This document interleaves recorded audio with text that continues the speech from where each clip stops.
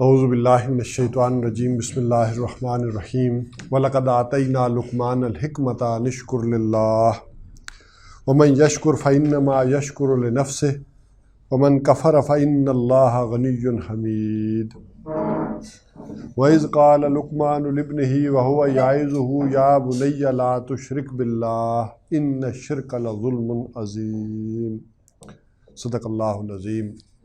رب اشرح لی صدری ویسر لی امری واحلل عقدۃ من لسانی یفقہوا قولی آمین یا رب العالمین۔ اصل میں آج کا جو ٹاپک ہے مجھے بتایا گیا ہے کہ حکمت ریئلٹی آف وزڈم، یعنی حکمت کی بنیاد کیا ہے۔ ایک حکمت وہ ہے نا جس سے ہم واقف ہیں جو حکیم لوگوں کے پاس ہوتی ہے، اور ایک حکمت وہ والی ہے جو پرویز مشرف کے ہاں ہوتی ہے یا اور پولیٹیشنز کے ہاں ہوتی ہے، لیکن قرآن کس حکمت کو بیان کرتا ہے یہ ذرا اس سے مختلف چیز ہے۔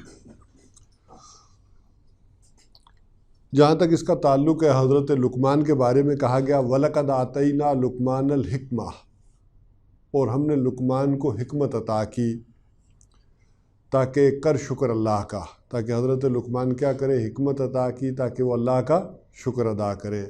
اور جو کوئی شکر کرتا ہے وَمَن يَشْكُرْ فَإِنَّمَا يَشْكُرُ لِنَفْسِهِ، تو اپنے بھلے کو کرتا ہے، اس میں اس کا اپنا فائدہ ہے۔ وَمَن كَفَرَ، اور جو کوئی ناشکری کرتا ہے فَإِنَّ اللَّهَ غَنِيٌّ حَمِيدٌ، تو اللہ تعالیٰ بے نیاز ہے اور ستودہ صفات ہے۔ یہاں چونکہ بات حضرت لقمان کی آ رہی ہے تو حضرت لقمان کی شخصیت کے بارے میں بڑی باتیں ہیں، کون تھے، کیا تھے، کس طرح سے تھے۔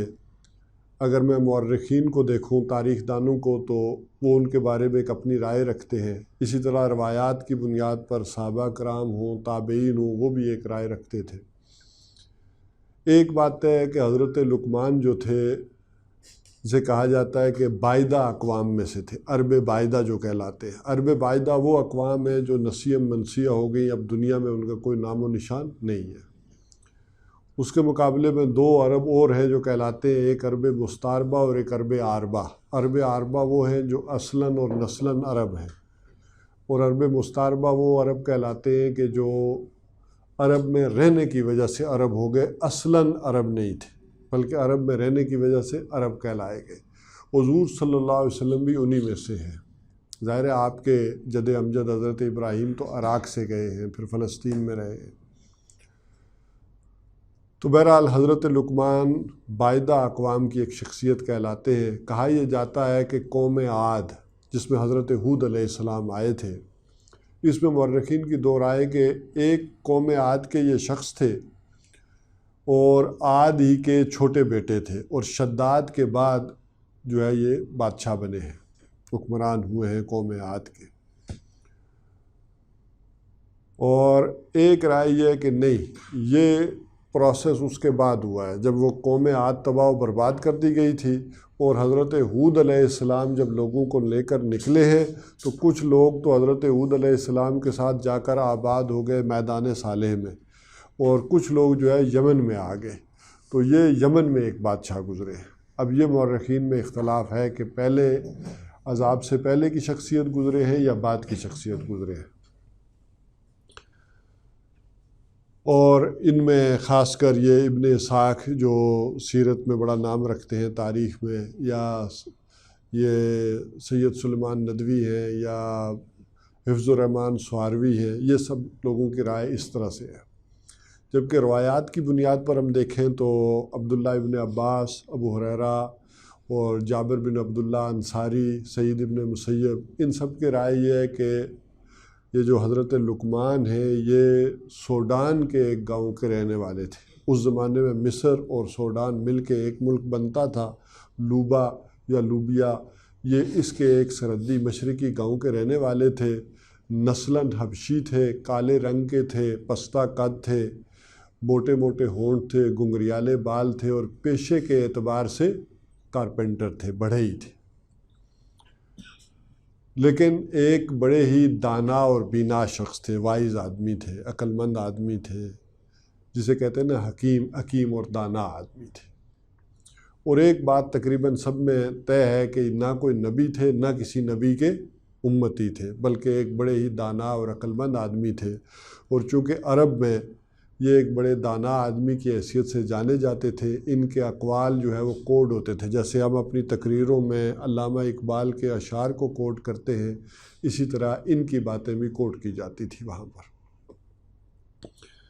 تو اس حوالے سے اللہ تعالیٰ نے کہا کہ دیکھو ہمارے نبی محمد صلی اللہ علیہ وسلم جو باتیں کر رہے ہیں، تم جن کو بڑے دانا اور عقل مند آدمی سمجھتے ہو، اصلاً وہ بھی تو ایسی ہی باتیں کر رہے ہیں، ان کی وصیتیں بھی ایسی ہی ہیں۔ لیکن اس وقت ہم فوکس کریں گے کہ ان کی بات کا آغاز جو ہو رہا ہے مضمون کے ساتھ کہ وَلَقَدْ آتَيْنَا لُقْمَانَ الْحِكْمَةَ أَنِ اشْكُرْ لِلَّهِ، ہم نے لقمان کو حکمت عطا کی۔ تو حکمت کیا ہے؟ حکمت سمجھ لیں کہ کسی چیز کی، اس کا ہا کاف میم جو مادہ ہے، کسی چیز کی پختگی کے لیے آتا ہے، مستحکم، استحکام، محکم، کسی چیز کی پختگی کے لیے آتا ہے، اور اصطلاح میں اسے کہیں گے کہ انسانی عقل کی وہ پختگی جس سے انسان کے اندر اصابت رائے پیدا ہو جائے، یعنی اس کی ڈیسیژن میکنگ درست ہو جائے۔ انسانی عقل کی وہ پختگی، وہ گویا کہ اس کی وزڈم یا عقل مندی کی علامت ہوگی کہ وہ درست فیصلے کرنے لگ جائے، تو یہ حکمت کہلائے گی۔ اچھا، حکمت کے جو لفظی معنی ہیں، لغوی معنی ہیں، وہ تو میں نے کہا آپ سے، جیسے کہ کسی چیز کی پختگی، لیکن ان لغوی معنوں میں ایک مفہوم یہ بھی پایا جاتا ہے کہ کسی کو کسی کام سے روک دینا اصلاح کی غرض سے، یہ حکمت کہلاتا ہے۔ جبکہ عقل کے معنی یہ ہوتے ہیں کہ کسی کو کسی کام سے روکنا یا خود رکنا، لیکن اس میں عقل اصلاح وہ شامل نہیں ہے، بلکہ اس میں دونوں چیزیں یہ آئیں گی کہ حکم کا مادہ جس کے لیے استعمال ہوگا اس میں دور رس نتائج کے لیے رکنا، اور اصلاح کے لیے اور مفید کام کے لیے، فائدہ بخش چیز کے لیے، جبکہ عقل میں رکنے کے معاملے میں یہ چیزیں موجود نہیں ہیں، بلکہ فوری مضرت یا فوری نفع یا اس طرح کے معاملات ہوں گے۔ اسی لیے عقال کہتے ہیں اس پٹی کو جو سر پہ باندھی ہوتی ہے، عرب کپڑے کے ساتھ باندھتے ہیں نا، تو اصل میں عقال باندھنے والی شے وہ ہے جس سے اونٹ کا گھٹنا باندھا جاتا تھا۔ اصل میں یہ جو آج سروں پر باندھی جاتی ہے یہ پٹی، اس کی جو تاریخ ہے وہ یہ ہے کہ یہ اونٹ کا گھٹنا باندھنے کے لیے ہوتی تھی، اور یہ اتنی اہم رسی ہوتی تھی کہ اونٹ، چونکہ آپ صحرا میں ہیں تو وہاں کوئی کھونٹے درخت تو نہیں ہے کہ آپ اونٹ کو باندھیں، تو آدمی جب صحرائی سفر میں کسی درخت کے نیچے نخلستان میں آرام کرتا تھا تو اونٹ کو بھی چھوڑ دیتا تھا کہ یہ بھی کوئی چر چگ لے، کوئی منہ مار لے جھاڑیوں چھاڑیوں میں، لیکن زیادہ دور بھی نہ جا سکے، کیونکہ اسی پر میرا زادِ راہ ہے، جو پانی ہے سارا کچھ ہے وہ اونٹ کے اوپر لدا ہوا ہے، یہ غائب ہوگا تو پھر وہاں صحرا میں موت یقینی ہے۔ تو لہذا وہ اونٹ کا گھٹنا باندھ دیتے تھے تاکہ زیادہ دور نہ جائے، اور جب وہ اونٹ کا گھٹنا کھولتے تھے تو اس کو اپنے اوپر جو رومال سر کے اوپر انہیں اڑاتا تھا اس کے اوپر وہ باندھ دیتے تھے، تو یہ ایک اس اعتبار سے چلتا تھا۔ لیکن خالص عقل انسانی یا حیوانی عقل، اس کی بنیاد پر جو علم وجود میں آتا ہے اسے کہتے ہیں کہ فلسفہ، یعنی عقل جو ہے، عقل انسانی جب منطق کے اصولوں کے اوپر اپنا سفر طے کرتی ہے، لاجک کے اوپر سفر طے کرتی ہے، اور لاجک کی اپنی بیسز ہیں، آپ کو معلوم ہے لاجک کن بنیادوں پہ ہے، آپ کے جو بھی سینسز ہیں ان کی بنیاد پر لاجک کام کرتی ہے۔ تو عقل انسانی جب لاجک کی بنیاد پر، منطق کی بنیاد پر، اس کے اصولوں پر اپنا سفر طے کرتی ہے تو اس سے جو علم وجود میں آتا ہے اسے کہتے ہیں فلسفی، اور جو اس پر کام کرنے والے لوگ ہیں وہ کیا کہلاتے ہیں؟ فلاسفر، فلسفی۔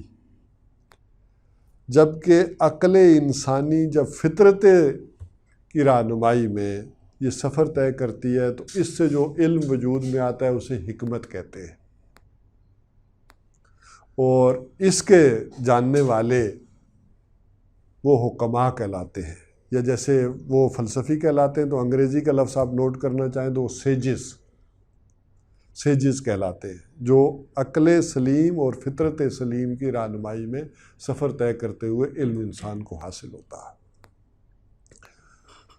اس کو بلکہ عام انداز میں بھی یوں سمجھ لیں کہ حکیم آپ کس کو کہتے ہیں؟ وہ جو آپ کی نبض پر ہاتھ رکھ کر صحیح فیصلہ کر لے، درست نتائج پر پہنچ جائے۔ ایک تو یہ ہے نا کہ وہ نباز وہ ہے کہ وہ آپ کی اس نے نبض پر ہاتھ رکھا اور پن پوائنٹ کر دیا کہ آپ کا پرابلم کیا ہے، آپ کے معدے میں تکلیف ہے، دل میں ہے، دماغ میں ہے، کہاں ہے، پھیپھڑوں میں ہے، اور اس کے بعد اس نے آپ کو درست دوا بھی تجویز کر دی۔ تو یہ کون ہے؟ حکیم۔ اچھا، اسی کو جب ذرا اوپر کی جگہ پر لے جائیں تو آپ نے الفاظ سنے ہوں گے حکیم الامت۔ علامہ اقبال کو کیا کہتے ہیں؟ حکیم الامت کہا جاتا ہے نا۔ تو کیوں کہا جاتا ہے حکیم الامت؟ انہوں نے جو اس وقت امت مسلمہ کے مسائل تھے، جو پرابلمز تھی، ان کی صحیح نشاندہی کی اور ان کا حل بھی مسلمانوں کے سامنے پیش کیا، تو اس لیے وہ کیا کہلاتے ہیں؟ حکیم الامت۔ اب وہ آدمی جو اس کائنات کے مسائل پر غور کرے اور اس کی اصل حقیقت کی طرف پہنچے اور اس کی رہنمائی کرے، یہ وہ لوگ ہیں جو حکماء کہلاتے ہیں، کہ اس کائنات کی حقیقت کیا ہے، اس ہماری حقیقت کیا ہے، سچ کی کیا حقیقت ہے، نیکی کی کیا ہے، علم کی کیا ہے، ہم نے مرنے کے بعد کہاں جانا ہے، اس کائنات کا جو بنانے والا کریٹر ہے وہ کون ہے، اس کی طرف جو رہنمائی کرنے والے لوگ ہیں وہ کیا ہیں؟ حکماء، اور فطرت کی روشنی میں جو سفر طے کرتے ہیں۔ اگر عقل انسانی کے اوپر یہ فطرت کی گرفت ڈھیلی پڑ جائے یا فطرت مسخ ہو جائے تو اب یہ آدمی وہ ہے کہ جو چلاک ہوگا، ہوشیار ہوگا۔ اسے دانا اور عقل مند نہیں کہیں گے، یہ چلاک اور ہوشیار آدمی ہوگا۔ بلکہ اگر اس کی ذہانت اور عقل غلط کاموں کے لیے استعمال ہو رہی ہے تو اسی کو کہیں گے کہ یہ کون ہے؟ Evil genius. آپ کہتے ہیں نا کہ الفاظ استعمال کرتے ہیں کہ فلاں آدمی کیا ہے؟ ایول جینیس ہے۔ تو یہ ایول جینیس کون لوگ ہوتے ہیں؟ جن کی عقل غلط کاموں کے لیے استعمال ہو رہی ہوتی ہے۔ اور یہ درست اور صحیح والا معاملہ اس قدر ہے کہ قرآن حکیم نے اسے کہا ہے کہ یؤتی الحکمت من یشاء، یہ اتنی بڑی نعمت ہے کہ یہ حکمت جسے ہم چاہتے ہیں دیتے ہیں۔ ومن یؤت الحکمت فقد اوتی خیرا کثیرا، اور جس کو تو ہم نے حکمت عطا کر دی اسے خیر کثیر عطا کر دیا، اسے گویا دنیا جہان کی دولت عطا کر دی۔ یہ بزنس بھی ہے، نوکریاں بھی ہے، کیا آپ کے ڈیسیژن میکنگ ہے نا، درست ڈیسیژن میکنگ اور درست ٹائم پر آدمی اگر صحیح درست فیصلے کرنے شروع کر دے تو وہی دانا اور بینا شخص ہے۔ اور یہ اللہ تعالیٰ کی طرف سے سب سے بڑی نعمت ہے جو اللہ تعالیٰ کہہ رہے ہیں کہ اسے ہم نے خیر کثیر عطا کر دیا جسے یہ دولت دے دی۔ اور البتہ جس کو علامہ اقبال نے بھی کہا، یہ جو باقی لوگ ان محکوم ہے بیگانہ اخلاص و مروت سے، ہر چند کے منطق کے دلیلوں میں ہے چالاک، کہ یہ جو فطرت کی رہنمائی یہ مسخ ہو جائے۔ اچھا، فطرت کی کچھ چیزیں ہوتی ہیں نا، فطرت کے کوئی جذبات ہوتے ہیں، وہ اگر مسخ ہو جائیں، جسے کہا گیا نا یہ جو محکوم لوگ غلامی سے زندگی گزار کر جیسے ہم لوگ نکلے ہیں، آئے ہیں، تو اخلاص و مروت سے ہے بیگانہ۔ اخلاص ہے، مروت ہے، محبت ہے، یہ کس کی چیزیں؟ یہ فطرت کی اساسات ہیں اور چیزیں ہیں نا، بنیادیں۔ تو ہر چند کے منطق کی دلیلوں میں ہے چالاک۔ اب وہ والا معاملہ ہو جائے گا، منطق کی دلیلوں میں چلاک ہو کر ایول جینیس والا معاملہ ہو کر رہ جائے گا۔ جبکہ کہا کہ یہ جو قرآن ہے جز بقرآن زیگمی ربائی است، قرآن کے بغیر شعر بھی، اگر آپ کو اللہ تعالیٰ نے بڑا پوٹینشل بھی دیا ہوا ہے، صلاحیت بھی دی ہوئی ہے، تو قرآن کے بغیر شعر بھی کیا ہے؟ لومڑی ہے، چلاک ہے۔ اس پوٹینشل اللہ تعالیٰ نے اگر آپ کو ایک شعر کا دیا ہوا ہے تو آپ اگر اس کو استعمال نہیں کر رہے اور وہ آپ کی صلاحیتیں جو ہے وہیں زنگ آلود ہو رہی ہیں، تو آپ گویا کہ قرآن سے وہ استفادہ نہیں کر رہے ہیں، تو کون ہے؟ لومڑی کی طرح چلاک اور ہوشیار ہے۔ اور بلکہ کہا کہ فقر قرآن، یہ ہے کیا اصل میں؟ فقر قرآن جو ہے، یہ جو حکمت اور وزڈم جسے کہا گیا کہ یؤتی الحکمت جو ہے وہ ومن یؤت الحکمت خیرا کثیرا والا معاملہ جو کہا گیا کہ یہ اصل میں یہ قرآن ہے۔ فقر قرآن اصل شہنشاہی است، فقر قرآن اختلاط ذکر و فکر، فقر قرآن اصل شہنشاہی است۔ اب دیکھیں، ایک آدمی جو احتیاج سے، ضرورت سے مبرہ ہو گیا ہو، اوپر اٹھ گیا ہو کہ مجھے کسی چیز کی پرواہ نہیں ہے، مجھے کسی چیز کی ضرورت نہیں ہے، تو اس سے بڑا کوئی شہنشاہ ہے؟ اس سے بڑا غنی اور دولت مند ہے کہ اسے کہ مجھے کوئی ضرورت نہیں کسی چیز کی؟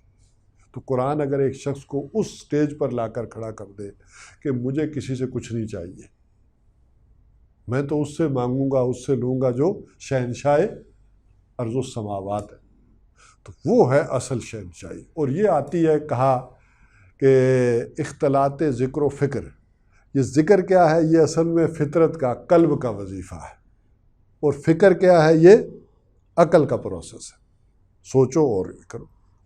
اور کہتے ہیں کہ اقبال کہتے ہیں کہ میں نے فکر کامل نہ دیدم جز بذکر، میں نے کسی انسان کی فکر اور سوچ کامل نہیں دیکھی۔ کوئی ایسا انسان دنیا میں، کوئی جس نے کوئی فلسفہ پیش کیا ہو، کوئی نظریہ پیش کیا ہو، کوئی سوچ و بچار سے کوئی حل پیش کیا ہو، اس کو میں نے کامل نہ دیدم، اس کو مکمل کبھی نہیں دیکھا جز با ذکر، ذکر کے بغیر اگر وہ آیا ہو تو اب ذرا اس چیز کو میں کلوز کروں تو یوں ہوگی بات کہ عقل، اس کے پروسیس کو سمجھے۔ عقل جو ہے یہ نشان راہ ہے، یہ روشنی ہے، یہ منزل کو پر پہنچاتی نہیں ہے، منزل پر پہنچاتے ہیں آپ کے جذبات آپ کو۔ عقل صرف آپ کو دکھاتی ہے کہ آپ کی منزل وہ کون سی۔ عقل کا کام یہ ہے کہ آپ کو منعم حقیقی کا احساس دلائے اور اس منعم حقیقی کی پہچان کروا دے، باقی آپ کے اندر جو فطرت کے جذبات ہیں وہ پہنچائیں گے۔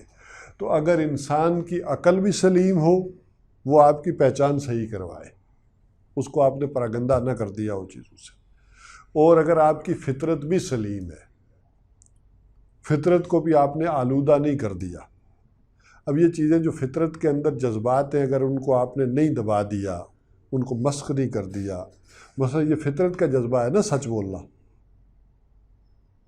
اس کو آپ نے گناہ نہیں دیا، خراب نہیں کر دیا، تو اب فطرت جو ہے وہ آپ کو وہاں پر لے کر جائے گی جس میں کوئی نبی نہ ہو، کوئی رسول نہ ہو، کوئی آسمانی ہدایت نہ ہو، وہ آپ کو درست جگہ پر پہنچا دے گی۔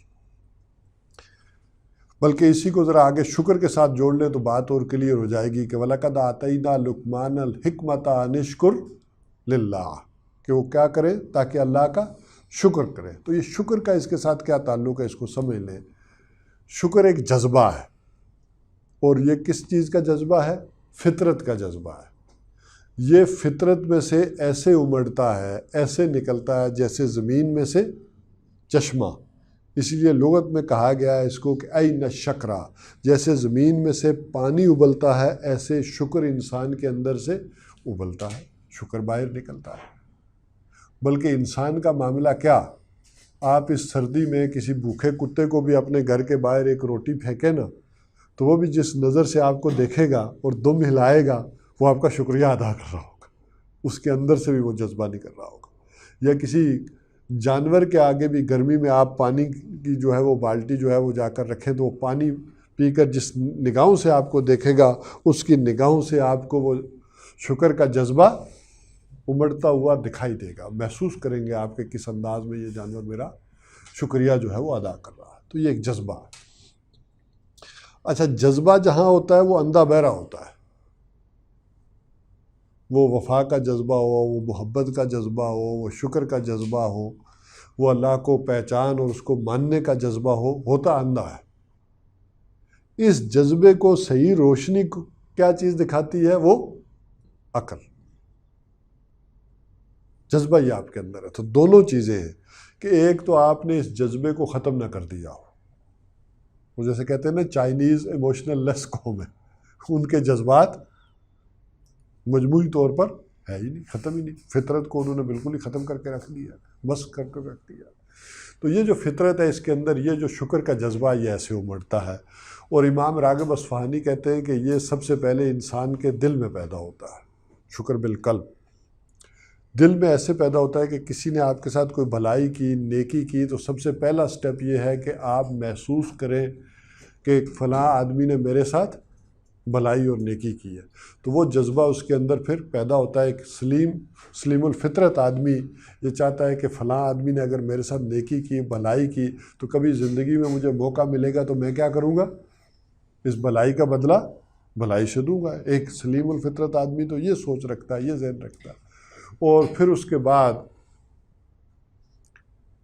زبان پر شکر باللسان، انسان زبان سے بھی شکریہ ادا کرتا ہے. جیسے حضور نے بھی فرمایا کہ تمہارے ساتھ کوئی بھلائی کرتا ہے تو بدلہ نہیں بھی اتار سکتے ہو تو اس کا ذکر کیا کرو کہ فلاں آدمی نے میرے ساتھ بھلائی کی ہے، نیکی کی ہے، اس نے میرے ساتھ اچھائی والا معاملہ کیا ہے.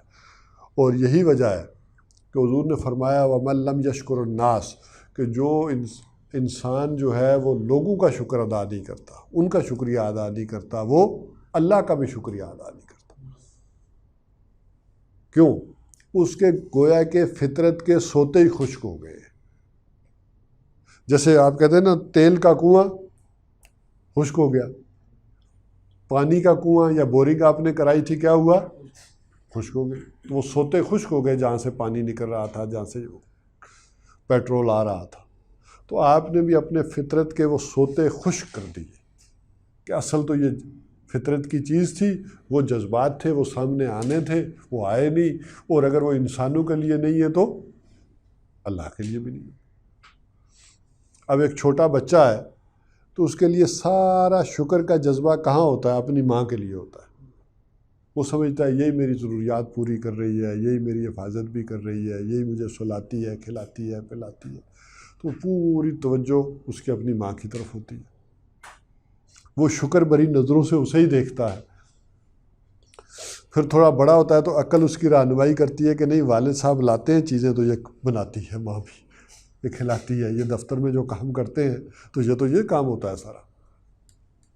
تو امی جان وہاں، اب وہ اپنے اس شکر میں والد کو بھی شامل کرتا ہے اس جذبات کے اندر. ورنہ شروع میں تو وہ ماں مار بھی رہی ہوتی ہے، آپ کا بیٹا ہے اور آپ سمجھتے ہیں کہ یہ اسے مار رہی ہے کام کی زیادتی کی وجہ سے یا میرے کسی وجہ سے. آپ وہ چیز لے کر نہیں گئے ہوتے جو اس نے آپ کو کہا ہوتا ہے کہ شام کو یہ لیتے آنا. تو پھر وہ تو ایسے ہی کرتی ہے نا خواتین، اپنا غصہ بچوں پر اتار دیا. تو اب وہ کیا ہوا، آپ چاہتے بھی ہیں کہ وہ بچہ آپ کے پاس آئے لیکن نہیں آتا. ماں مار بھی رہی ہے تو دوڑ کر کہاں جا رہا ہے؟ ابھی اس سٹیج میں ہے تو ماں کی طرف ہی لپک رہا ہے، ماں کی طرف ہی جا رہا ہے. پھر ایک وقت آتا ہے کہ وہ آپ کے ساتھ بھی اٹیچ ہونا شروع ہو جاتا ہے. پھر ذرا بچے کو اور ذرا سمجھ آتی ہے، عقل کام کرتی ہے تو کہتا ہے نہیں، میری ایک فیملی بھی ہے، ایک خاندان ہے، ایک قبیلہ ہے، برادری ہے، ہم اس کا ایک حصہ ہیں. اچھا پھر تو اسے تھوڑی اور اوپر تو سمجھ آتی ہے کہ نہیں، میرا ایک ملک بھی ہے، میرا ایک وطن ہے، ہم جو یہاں چین سے بیٹھے ہیں، سوتے ہیں، کھاتے پیتے ہیں، ابا جی کاروبار کرتے ہیں، نوکری کرتے ہیں، تو یہ اس وجہ سے ہے کہ یہ اس ملک نے ہمیں ایک پروٹیکشن عطا کر رکھی ہے، اس ملک کے ان حالات کی وجہ سے.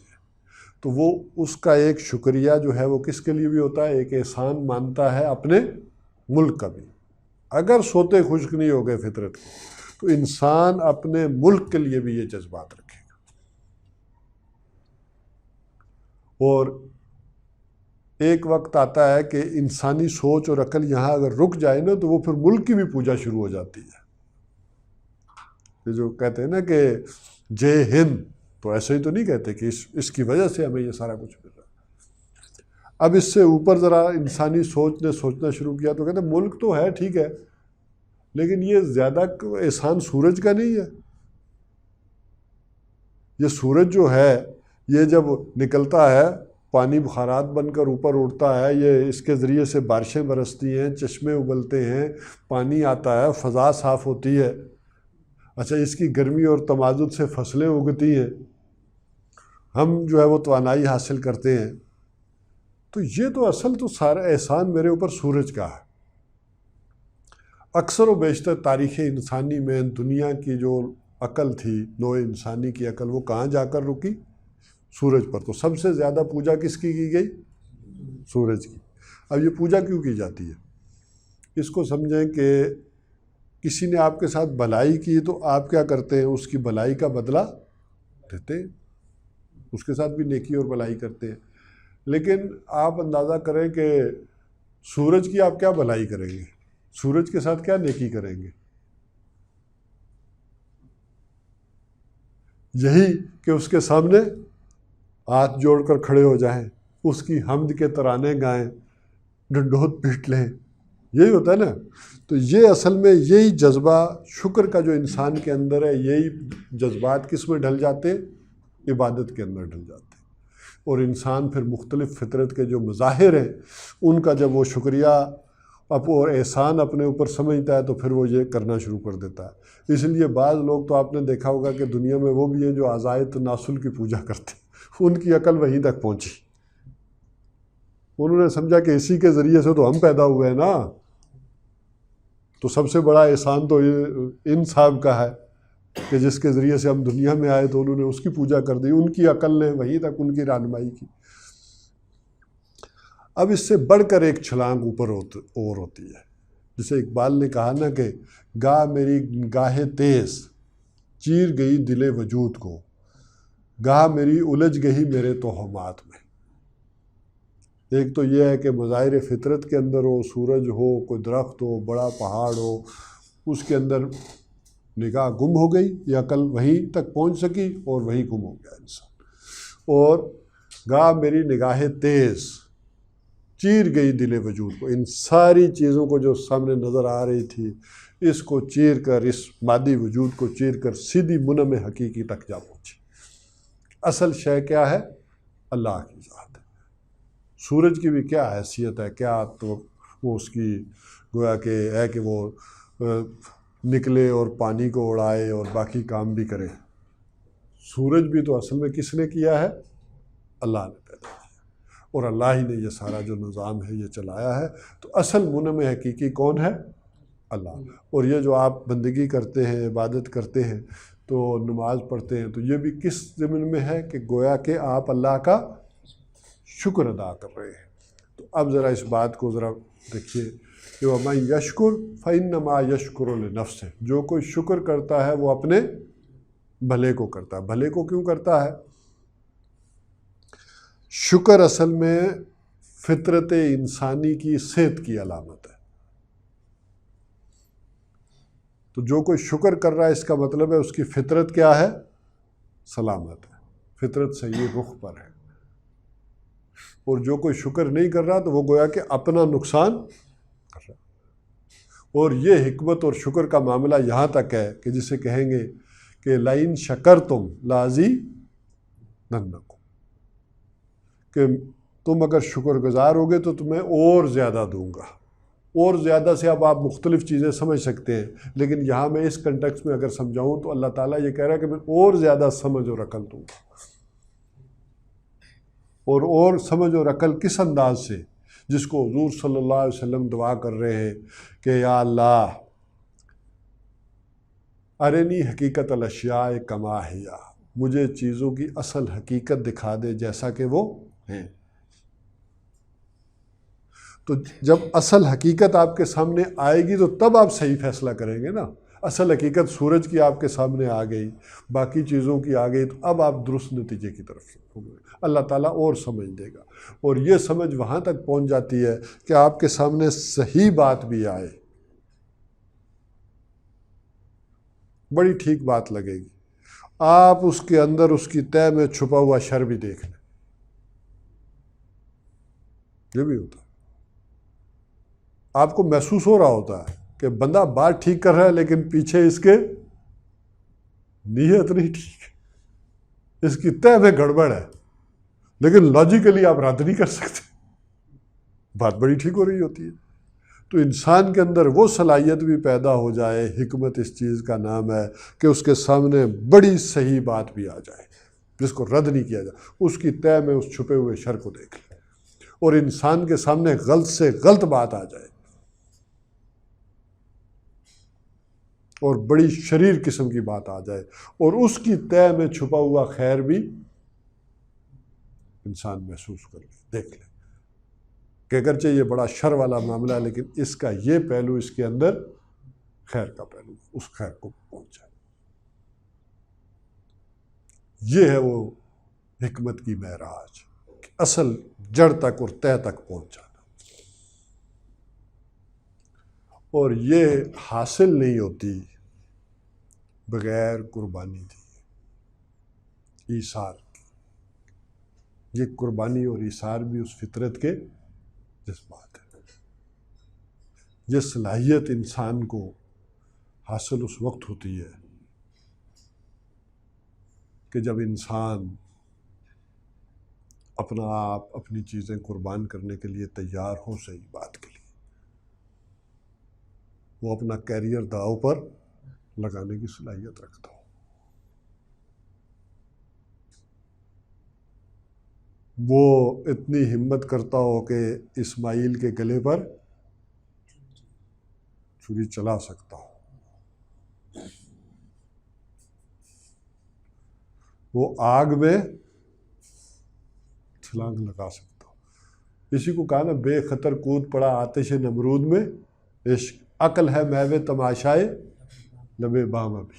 عقل کا فنکشن، عقل کیا کہہ رہی ہے؟ نہیں، یہ تو جلائے گی، یہاں تو تم نہیں کر سکتے۔ لیکن فطرت کیا کہہ رہی ہے؟ وہ جو اصل جس کے ہاتھ میں کل قوت اور طاقت ہے، اس کے سامنے یہ کوئی شے نہیں۔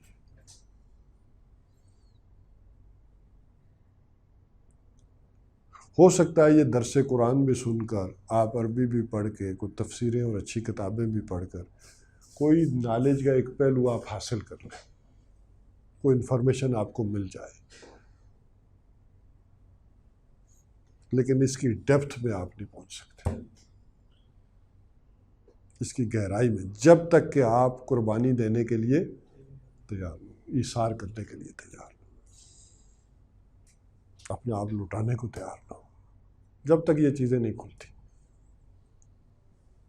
میری دنیا لٹ رہی تھی اور میں خاموش تھا۔ بسا اوقات انسان کی نگاہوں کے سامنے ساری چیزیں ختم ہو رہی ہوتی ہیں،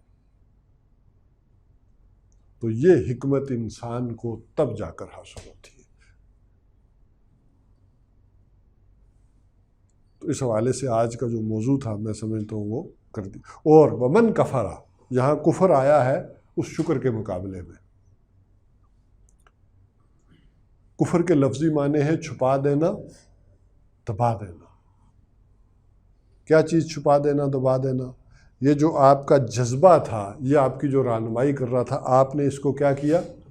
مفادات آڑے آگے، کسی پریشر کے ساتھ، کسی اور دنیاوی فائدے کے ساتھ، پیسوں کے لالچ میں، کسی اور کیریئر کے لالچ میں آپ نے کیا کیا؟ اس چیز کو دبا دیا۔ اس لیے جدید عربی میں کفار کہتے ہیں کاشتکار کو، جو بیج کو کیا کرتا ہے؟ چھپا دیتا ہے، مٹی میں چھپاتا ہے۔ تو جس کسی کے اندر وہ جذبات تھے، اگر اس نے وہ فطرت کے سوتے خوش کر دیے، اس فطرت کو مسخ کر دیا، تو اب گویا کہ وہ معاملہ اس کے اندر نہیں پیدا ہوتا۔ جسے کہا ہے نا اقبال میں، جگر خوں ہو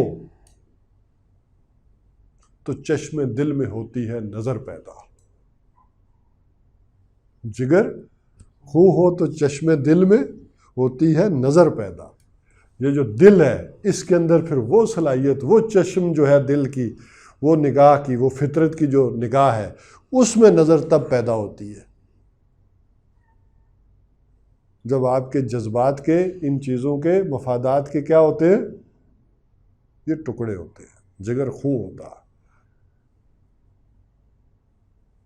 تو یہ قربانی مانگتا ہے پھر معاملہ، جس کو کہا ومن کفرا، جس کسی نے کفر کے فإن اللہ غنی حمید، تو اللہ تعالیٰ بے نیاز ہے اور ستودہ صفات ہے، اسے نہ تمہاری تعریفوں کی ضرورت ہے نہ تمہاری نمازوں کی ضرورت ہے۔ یہ سارا کر رہے ہو تو کیا ہو رہا ہے؟ تمہارا اپنا فائدہ ہے اور تمہارا اپنا بھلا۔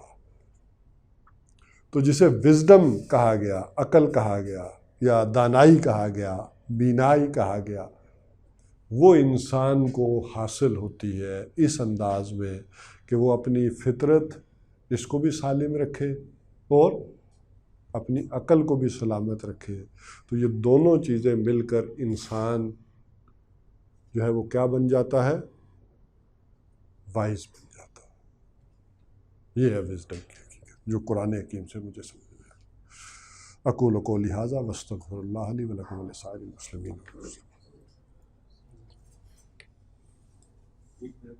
بات تو مشکل تھی، میں نے کوشش کی ہے کچھ آسان پیرائے میں سمجھانے کی کوشش کر۔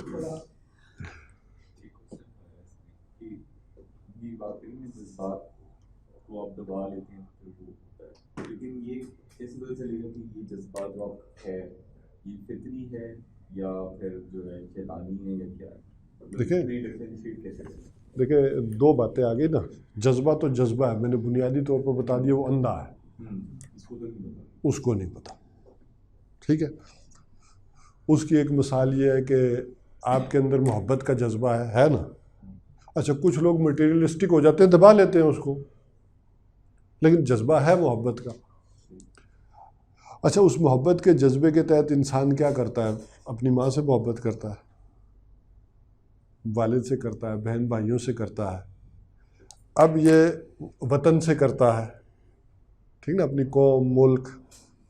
اب اس جذبے نے جانا ہوتا ہے اللہ کی طرف، ٹھیک ہے کہ نہیں، اور یہ جذبہ جا کر وہاں پہنچتا ہے. والذین آمنوا اشد حبا للہ.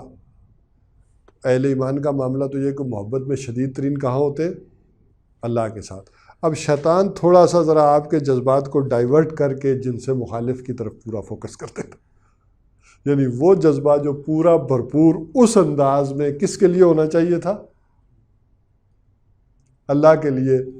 تو اس نے ڈائیورٹ ہو کر کس کی شکل اختیار کر لی؟ جن سے مخالف کی.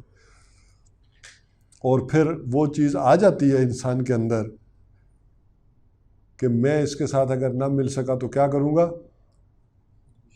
خودکشی کر لوں گا. کرتے ہیں نا لوگ. دیکھیں وہ محبت انسان کو خودکشی اور قتل کرواتی ہے کہ نہیں کرواتی؟ اب ذرا اس کی محبت بھی یہی کرواتی ہے. جب اس کی محبت پر بھی آپ پہنچتے ہیں تو وہ بھی کیا کہتا ہے؟ ان اللہ یحب الذین یقاتلون فی سبیلہ صفا کأنہم بنیان مرصوص. تو جذبہ تو وہ ہے، لیکن اب یہاں پر ضرورت ہوتی ہے اس عقل کی کہ کس سے وہ کی جائے. اچھا یہ بھی منع نہیں کہ جن سے مخالف سے نہ ہو، لیکن کس درجے میں ہو، کتنی ہو. وہ ولی نہ ہو جو اس کے لیے ہے. ظاہر ہے جو محبت ماں کے لیے ہے وہ بیوی والی تو نہیں ہے نا، فرق ہوگا نا، جو بہن کے لیے ہے، بھائی کے لیے ہے، وطن کے لیے. تو اب یہ ذرا فرق ہو جاتا ہے کہ یہاں، اور یہ وہ حاصل نہیں ہوتی جذبہ قرآ زیگ بھی ربائی. یہ ہو جاتا ہے فقر قرآن اصل شے چاہیے. تو یہ وہ شے ہے کہ عقل کو درست اور جذبات کو رکھنے کے لیے اگر آپ اس کے ساتھ جڑے رہتے ہیں تو یہ گویا کہ آج کے دور میں آپ کو بچانے والی ہے. یہ وہ اصحاب کہف کا غار ہے جو آپ کو اس ماحولوں اور چیزوں سے بچا کر آپ کی فطرت اور عقل کو درست پہ رکھے گا. اچھا ایک یہ معاملہ ہے، اور یہ ہے ڈیپتھ میں اور گہرائی میں. اچھا تھوڑا سا آسان لیں گے تو وہ یہ ہو جائے گا کہ اگر آپ شکر کرتے رہتے ہیں تو اس کے نتیجے میں بھی اندر فطرت ٹھیک ہوتی رہتی ہے. عمل کا رد عمل ہوتا ہے نا. ایک تھا کہ آپ کے جذبے، فطرت کے اس جذبے سے شکر اندر سے نکلے، لیکن نہیں نکلا، آپ نے مس کر دیا، کوئی غلطی کر لی. تو اب آپ کرنا شروع کر دیں تو اس کے نتیجے میں کیا ہوگا؟ اندر جاری ہو جائے گا معاملہ. جیسے حضور صلی اللہ علیہ وسلم نے کیا فرمایا کہ دلوں کو بھی زنگ لگ جاتا ہے، وہ زنگ بھی پھر قرآن سے اتارنا پڑتا ہے. تو رخ جو دیتی ہے، جذبات کو دینے والی شے ہوتی ہے وہ پھر عقل سلیم ہے. اور جسے مولانا منظور نعمانی کہتے ہیں کہ اصل تبدیلی تو دل کی تبدیلی ہے، دماغ تو کرائے کا وکیل ہے. یہ تو جو آپ کرنا چاہتے ہیں ادھر کے دلائل آپ کو فراہم کر دیتا ہے.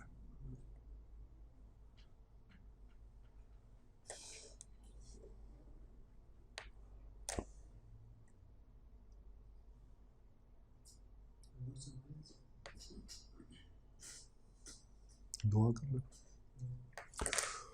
الحمدللہ الذی ہدانا لہذا وما کنا لنہتدی لولا ان ہدانا اللہ ربنا لا تزغ قلوبنا بعد اذ ہدیتنا وہب لنا من لدنک رحمہ انک انت الوہاب ربنا آتنا فی الدنیا حسنہ وفی الآخرۃ حسنہ وقنا عذاب النار وصلی اللہ تعالی علی خیر خلقہ محمد وآلہ وصحبہ اجمعین برحمتہ۔